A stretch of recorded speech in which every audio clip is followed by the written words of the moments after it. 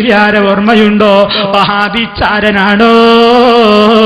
ജീവിച്ചിരിക്കുന്ന ഉസ്താദിനോട് ചോദിക്കോ, നിങ്ങളെന്താ എഴുതിവിട്ടതെന്ന്. വല്ലപ്പുഴയിൽ നിങ്ങൾ അതാ ഞങ്ങൾ വല്ലാത്തൊരു അവസ്ഥയിലായിപ്പോയി, നിങ്ങളെന്തേ ഇങ്ങനെ പറഞ്ഞതെന്ന് ഉസ്താദിനോടൊന്ന് ചോദിക്കൂ എന്ന് പ്രത്യേകം ഓർമ്മപ്പെടുത്തുന്നു. എന്നോ മാത്രല്ല സിദ്ദീഖ് മൗലിദ് കേൾക്കുമ്പോഴേക്ക് എന്നെ ഇപ്പൊ ഞെട്ടല. സിദ്ദീഖ് മൗലിദ് കേൾക്കുമ്പോഴേക്ക് എന്നെ ഞെട്ടും. മാത്രമല്ല, നിങ്ങൾ നോക്കൂ, സിദ്ദീഖ് മൗലിദിൽ ഒരു കഥ പറയുന്നില്ലേ?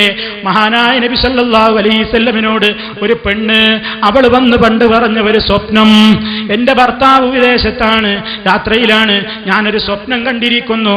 ആ സ്വപ്നത്തെപ്പറ്റി നബി പറയുന്നു, നിന്റെ ഭർത്താവ് മടങ്ങി വരൂല. വിഷമത്തോടെ ആ പെണ്ണ് പുറത്തിറങ്ങുന്നു. വഴിക്ക് വെച്ച് സിദ്ദീഖ് റളിയല്ലാഹു അൻഹുവിനെ കാണുന്നു. സംഭവം പറയുന്നു. സിദ്ദീഖ് റളിയല്ലാഹു അൻഹു പറയുന്നു, വിഷമിക്കണ്ട, നിന്റെ ഭർത്താവ് ഇന്ന് രാത്രി തന്നെ തിരിച്ചെത്തുന്നതാണ്. നബി പറഞ്ഞതും സിദ്ദീഖ് റളിയല്ലാഹു അൻഹു പറഞ്ഞു, രണ്ടും രണ്ട്. ഈ സ്ത്രീയാകെ മാനസികമായ വിഷമത്തിലായി. അവരിങ്ങനെ ചിന്തിച്ച് അവസാനം അവര് നബി സല്ലല്ലാഹു അലൈഹി വസല്ലമിന്റെ അടുക്കലേക്ക് പോയിട്ട് പറയുന്നു, നബിയേ, ഇങ്ങനെയാണല്ലോ സിദ്ദീഖ് റളിയല്ലാഹു അൻഹു പറഞ്ഞത്, നിങ്ങൾ പറഞ്ഞത് അങ്ങനെയുമാണല്ലോ. അങ്ങനെ ചിന്തിച്ചപ്പോൾ ജിബ്രീൽ വന്നിട്ട് പറഞ്ഞു കൊടുത്തു, മുഹമ്മദ് നബിയെ, നിങ്ങൾ പറഞ്ഞത് തന്നെയാണ് സത്യം. പക്ഷേ സിദ്ദീഖ് അങ്ങനെ പറഞ്ഞതുകൊണ്ട് സിദ്ദീഖിന്റെ നാവിലൂടെ കളവ് പറയുന്നതിൽ അള്ളാഹ്ക്ക് ലജ്ജുണ്ട്. സിദ്ദീഖ് മൗലിദിലുള്ളത് ഇത് ന്യായീകരിച്ച് ഒപ്പിക്കുകയാണ് ഒരു ചങ്ങായി, ഒരു സഖാഫി. അത് ന്യായീകരിക്കണം. എന്താ അത് എന്ന് പറഞ്ഞാൽ എന്നൊക്കെ പറഞ്ഞിട്ട് മൂപ്പരിങ്ങനെ തപ്പി നിന്നിട്ട് പറയുന്നൊരു ഭാഗമുണ്ട്.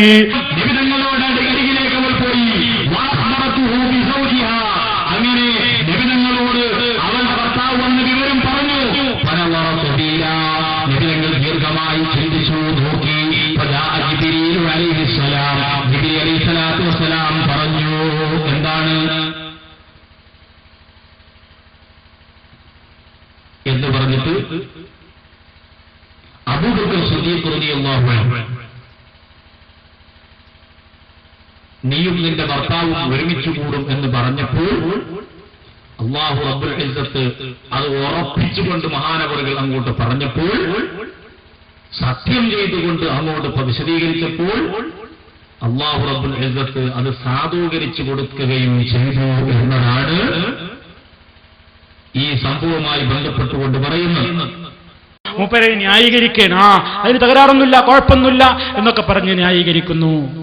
അതേ അവസരത്തിൽ ഇവിടെ ഉസ്താദ് പേരോട് നാദാപുരത്തിന്റെ മണ്ണിൽ ആ സിദ്ദീഖ് മൗലൂദിലെ കഥ നിഷ്കരുണം തള്ളുന്നു.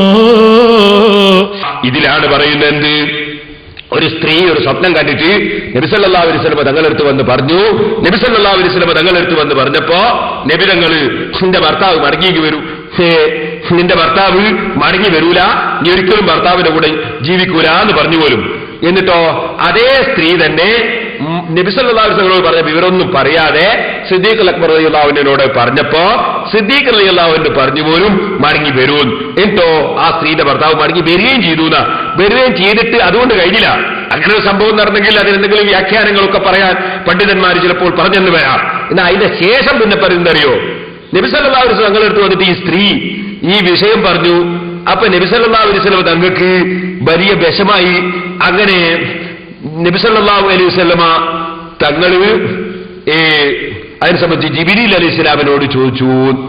അപ്പൊ ജിബ്രീൽ പറഞ്ഞു പോലും എന്ത്, അത് സിദ്ദീഖുൽ അക്ബറിന്റെ നാവുമ്മല് കള്ളത്തരം വരുന്നത് അള്ളാഹ് ലജ്ജിച്ചു. അപ്പൊ നബി എന്റെ നാവുമ്മല് കളവ് പറഞ്ഞാൽ ഒരു കുഴപ്പമില്ല. ഇങ്ങനെ ധ്വനിപ്പിക്കുന്ന വാചകം ഇതും ഒരു നിലക്കും സഹീഹായി വരാൻ സാധ്യതയുള്ളതല്ല. അതുകൊണ്ട് തന്നെ ഇത്തരത്തിൽ ആരെങ്കിലും കടത്തിക്കൂട്ടിയ കാര്യങ്ങൾ ഞങ്ങളുടെ മേൽ വെച്ച് കെട്ടിയിട്ട് നിങ്ങൾ തോന്നിവാസം പറയേണ്ടതില്ല എന്ന് വ്യക്തമായി തന്നെ പറയുകയാണ്. നിങ്ങൾക്ക് നിത്യ സലീമിന്റെ മറുപടിയാണ്, മറ്റേത് വേറെ മറുപടിയാണ് എന്നൊന്നും പറഞ്ഞ് രക്ഷപ്പെടാനാവില്ല. അഹ്സനിമാരെ, സഖാഫിമാരെ, നിങ്ങൾ രണ്ടും രണ്ട് തട്ടിൽ തന്നെയാണ്. ന്യായീകരിക്കുന്നു ശിഷ്യൻ, തള്ളുന്നു ഉസ്താദ്. അതാ ഉസ്താദിന്റെ ഉസ്താദ് പിന്നെയും ന്യായീകരിക്കുന്നു. അതേ സംഭവത്തെ സംബന്ധിച്ച് നെല്ലിക്കുത്ത് ഇസ്മായിൽ മുസ്ലിയാരദാ സിദ്ദീഖ് മൗലൂദിനെ ന്യായീകരിക്കുന്നതാണ് നമുക്ക് കാണാൻ കഴിയുന്നത്. സിദ്ദീഖ് സിദ്ദീഖ് മൗലൂദിലെ ആ കഥയും നെല്ലിക്കുത്ത് ന്യായീകരിച്ചിട്ടുണ്ട്. നെല്ലിക്കുത്തിന്റെ ശിഷ്യൻ അതിനെ തള്ളുന്നുണ്ട്, ശിഷ്യന്റെ ശിഷ്യൻ ന്യായീകരിക്കുന്നുമുണ്ട്. ഒറ്റ കഥമ്മലാപ്പതൊക്കെ, ഒറ്റ കഥമ്മലാണ് ഇതൊക്കെ. ഇപ്പൊ അവസാനം പറയുന്നത് എന്താ? 2005 വരെ ഓതിയ ഏടുകളുടെയൊക്കെ സ്ഥിതി എന്താണ്? സംവാദത്തിന്റെ സംഘാടകരിൽ ഒരാൾ അലവിനോടൊരു കുടുക്കണ ചോദ്യം ചോദിക്കലുണ്ട്. അല്ല, ഇങ്ങനെയാണ് കഥ എന്നുണ്ടെങ്കിൽ 90 വയസ്സായ എന്റെ വല്യമ്മ, ഇവര് പറയണത് വ്യക്തമായിട്ട് നിങ്ങൾ കേൾക്കണം, 90 വയസ്സായ എന്റെ വല്യമ്മ ഓതിയതൊക്കെ ഇതാണ്, ഇതെന്താ വേണ്ടത്, നമ്മൾ ചുട്ടുവരിക്കണോ, എന്താ വേണ്ടതെന്നൊക്കെ ചോദിക്കണതും അലവി അതിന് കൊടുക്കണം. മറുപടി ഒന്ന് കേട്ടോളി. സംവാദത്തിന്റെ പര്യവസാനായിരുന്നു അത്. അതിന്റെ മുമ്പ് കേട്ടോളിന്നത് വ്യക്തിപരമായ കാര്യമാണ്. ഇത് വായിച്ചു 90 വയസ്സായന്റെ വല്യമ്മ ഇതുവരെയും വായിച്ചു. ഇതിന്റെ മുമ്പ് ഈ മരിച്ചുപോയ ആൾക്കാർ ഇത് വായിച്ചിരുന്ന ആൾക്കാർ മരിച്ചു പോയിട്ടുണ്ടാവും. അവരിത് ഓതിയിട്ടുണ്ടാവും. അപ്പോ ഇത് അവർ ഓതിയത് തെറ്റാണോ? തെറ്റല്ലേ? അപ്പൊ ഇതില് എഴുതിയത് തെറ്റാന്ന് നിങ്ങൾ പറയുന്നുള്ളൂ. ഇതിലിപ്പോ തെറ്റ് അല്ല. ഒരു മിനിറ്റ്. ഓക്കെ മനസ്സിലായി. ഇപ്പൊ ഓക്കെ, അത് ശരിയാണ്. നിങ്ങൾ പറഞ്ഞത് ശരിയാണ്. ഇല്ല, ഇത് മുസ്ലിം ഐക്യവേദിയുടെ ചോദ്യമല്ല, ഇത് എന്റെ വ്യക്തിപരമായ ചോദ്യമാണ്. ഇതിൽ നിങ്ങൾ ഇപ്പൊ അവിടുന്ന് ഇതൊന്ന് ഒരു ചൊല്ലിയിട്ട് നിങ്ങൾ പറഞ്ഞു തെറ്റാണ് ഇല്ലേ? ഒരു ഉദാഹരണം പറഞ്ഞിട്ടില്ല. ഇതിൽ വായിച്ചു അത് നിങ്ങൾ തെറ്റാണെന്ന് പറഞ്ഞു അല്ലേ? അത് വായിച്ച തെറ്റായി കഴിഞ്ഞാൽ ഈ മരിച്ചു പോയാൽ അതിന് കുറ്റമുണ്ടോ? കുറ്റല്ലേ? അതറിയില്ലെങ്കിൽ ഇത് ഇനിയും വായിക്കാൻ പോകണം. ഇപ്പൊ വീട്ടിൽ കൊണ്ടുപോയി വെച്ചാൽ ഇനിയും വായിക്കും. അങ്ങനെയാണ് കേട്ടോ. സംവാദത്തിന്റെ വ്യവസ്ഥ കലങ്ങി പിരിയാണ്. എന്താണ് മനസ്സിലായോ? വ്യവസ്ഥ എഴുതാൻ വരെ കഴിയുന്നില്ല, അവസാനം പിരിച്ചുവിടേണ്ടി വരികയാണ്. എന്താണെന്നറിയോ? എന്താ കാരണം? ഇവളിങ്ങനെ എത്രയോ മണിക്കൂർ ചർച്ച ചെയ്തപ്പോൾ ഒരു മധ്യസ്ഥം പോയിട്ട് അയാളെ പെരി പോയിട്ട് മൗലിദിന്റെ ഓടിന് എടുത്തോടുന്നു. അയാളുടെ വല്യമ്മ 90 വയസ്സായ വല്യമ്മ ഊതനാണ് എന്നിട്ട് ഇത് കൊടുന്ന് വെച്ചിട്ട് കൊടുന്നു. ഇത് ശരിയാണോ തെറ്റാണോ? അല്ലെങ്കിൽ കുടുങ്ങിയില്ലേ? ഉണ്ട് എന്നും പറയാൻ വയ്യ, ഇല്ലാന്നും പറയാൻ വയ്യ. ഉണ്ടില്ല എന്ന് അറിഞ്ഞ പോകാൻ മറുപടിയും പറഞ്ഞിട്ട് മൂപ്പര് പോകേണ്. അവസാനപ്പോ ഏത് ചർച്ചക്കെടുക്കാൻ പറഞ്ഞാലും മൂലന്മാര് തയ്യാറായില്ല. 5 ഞങ്ങൾ മർക്കസിൽ നിന്ന് സഹിയാക്കി കൊണ്ടുവന്ന 5 എണ്ണം എന്നേ സഹിയാക്കി 2005. അതിന്റെ മുമ്പുള്ളതൊക്കെ പരിശോധിക്കണം. പറ്റൂല. ആ നിലക്ക് സർവ്വ എണ്ണം തള്ളിയില്ലേ നിങ്ങള്?